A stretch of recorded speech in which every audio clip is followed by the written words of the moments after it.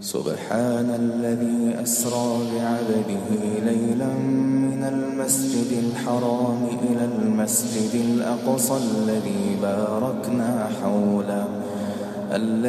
باركنا حوله لنريه من آياتنا إنه هو السميع البصير.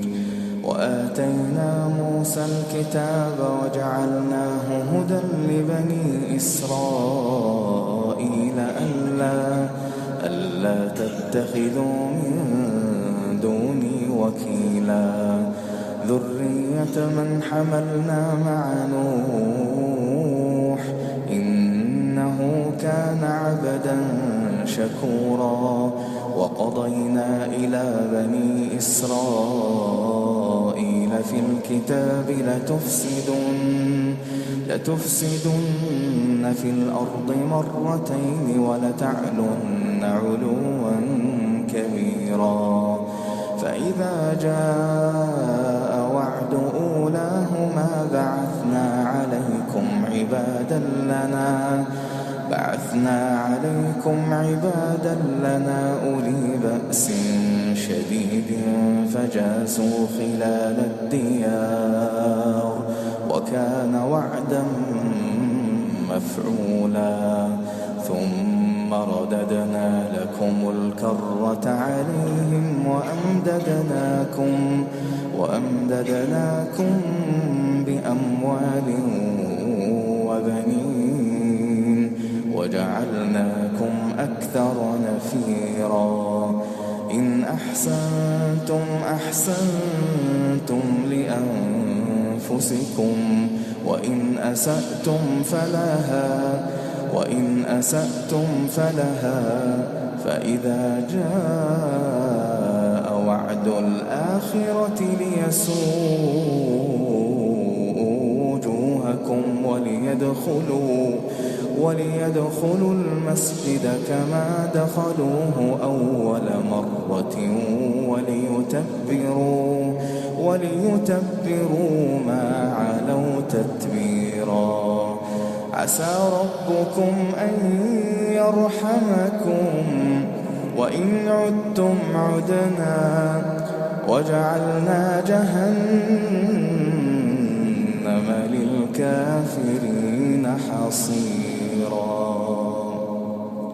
إن هذا القرآن يهدي للتي هي أقوم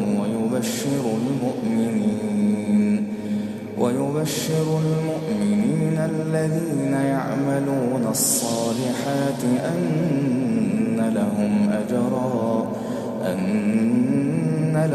أجرا كبيرا وأن الذين لا يؤمنون بالآخرة أعتدنا لهم عذابا أليما.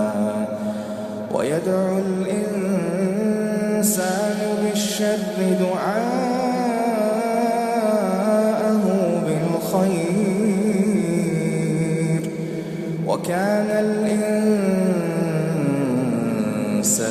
عجولا. وجعلنا الليل والنهار آيتين فمحونا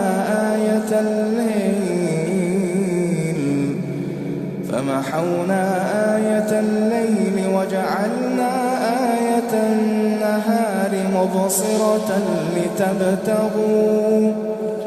لتبتغوا فضلا من ربكم ولتعلموا عدد السنين والحساب وكل شيء فصلناه تفصيلا. وكل إنسان ألزمناه طائره في عنقه ونخرج له يوم القيامة كتابا يلقاه منشورا.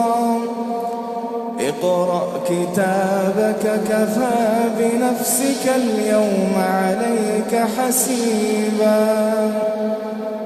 اقرأ كتابك كفى بنفسك اليوم عليك حسيبا من اهتدى فإنما يهتدي لنفسه ومن ضل فإنما يضل عليها ولا تزر وازرة وزر أخرى وما كنا معذبين حتى نبعث رسولا وإذا أردنا أن نهلك قرية أمرنا مترفيها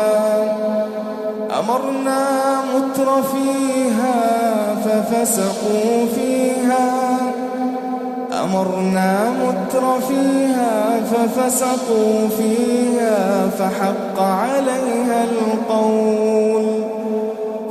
عليها القول فدمرناها تدميرا وكم أهلكنا من القرون من بعد نوح